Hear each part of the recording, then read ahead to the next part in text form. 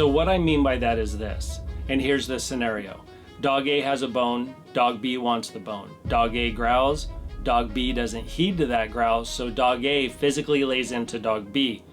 Hello everyone, and welcome back to another video. If you're new to the channel, my name is Chris, and our goal is to give you the information you need to be able to have the best relationship you can with your dog. And in this series that I'm doing on dog psychology, in this one, what we're going to be talking about is the number one reason why dogs do what it is they do. We're going to use 6 examples to cover this, which also happen to be the 6 most common reasons people bring their dog into me for training. So let's get right into it.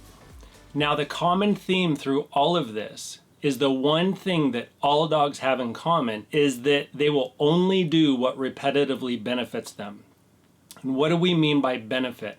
I've talked a lot in different videos as far as what benefits a dog. Ultimately, what we're talking about is we're talking about safety and survival. So as we get into these, you're going to start to see that a lot of what a dog does is actually promoted by us. And so we're going to talk about how we can avoid or fix these 6 problems that you may be having. So the first one we're going to talk about is barking. A dog is going to bark for all different kinds of reasons, but we will always know this.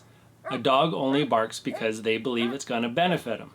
So here's some examples. Say you have a dog that is out in the yard and they see something go by that scares them, they may bark in order to stay safe. That is a very common thing that dogs will do. When we see our dog doing that, we now know what's going on in their mind. They feel afraid, therefore they're going to bark in hopes that that keeps them safe. Now, let's go into a different type of barking. Say that you've got a dog that you put in a crate at night, but it's barking throughout the night. Or you put your dog in a crate for a while you leave the house, and your neighbors call you and they're talking about how your dog barked the whole time you were gone. A lot of times the reason why that happens is because when your dog is in the crate and they bark and you're there, you let them out. They learn that from a young age, especially if you use a crate for potty training. You put your dog in the crate, your dog whines or barks or makes some type of noise.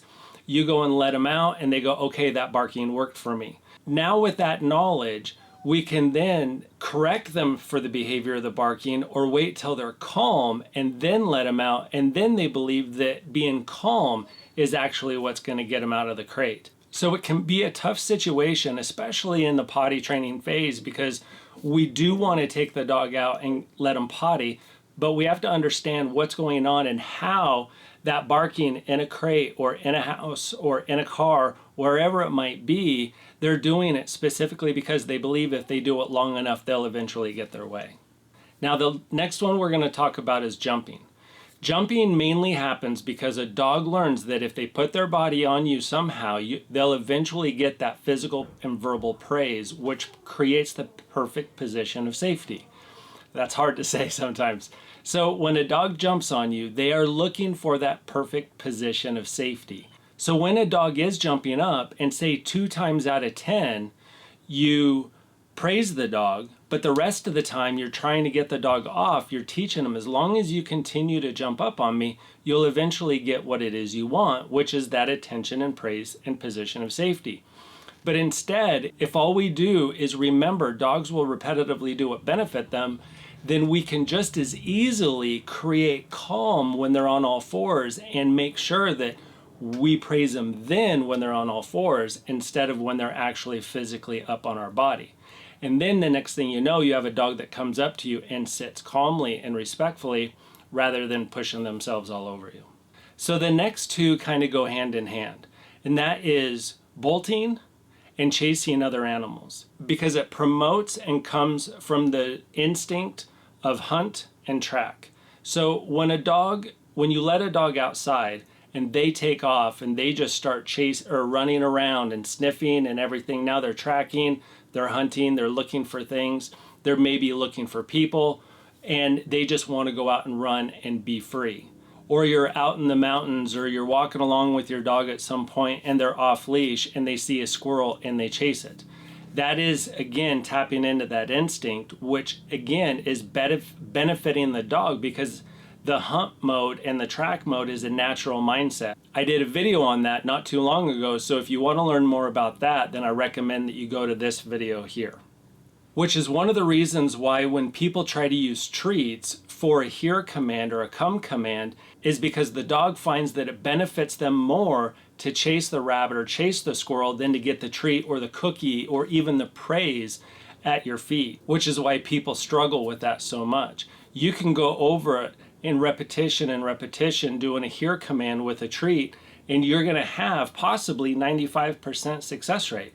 But that 5% time when they do see another animal, a person, and they decide to chase after them, they don't care enough about that treat. They again want to do what benefits them and go after those other things.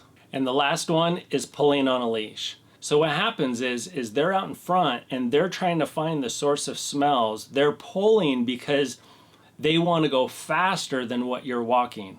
And so when we have a situation like that, we know that a dog is trying to go run to another dog and say hi, or find out if those people over there are going to pet him, or see if they can't get to chase that squirrel up a tree. So then again, if we know that and we have control, which if you're looking for better control, you can check out our online training program that is going to be able to give you all the answers you need to be able to have control of your dog in any situation that you need with the down command, the here command, and the walk.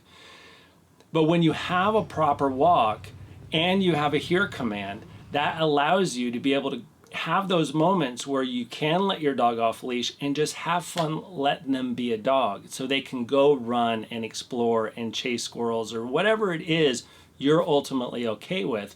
But then those moments when you do want to walk them on a leash, we've made it benefit them to mind us, which means that they're going to be walking on our left side, bypassing all of that kind of stuff because again, they're in migration mode. And now for the bonus one, possession aggression. So many times people end up calling me up because their dogs are possessing something. So what I mean by that is this, and here's the scenario. Dog A has a bone, dog B wants the bone. Dog A growls, dog B doesn't heed to that growl, so dog A physically lays into dog B. Dog B submits to the authority of dog A and then leaves him alone. The next time dog A has a bone, dog B is going to give dog A a wide berth, and dog A is now going to reward dog B for giving him that wide berth by not correcting him. So possession aggression can be over anything that a dog is willing to fight for. Water, a bed, you, a toy, stick, a leaf, you name it, they can try to possess it. So in those situations, all your dog is telling you is that they're willing to fight for something.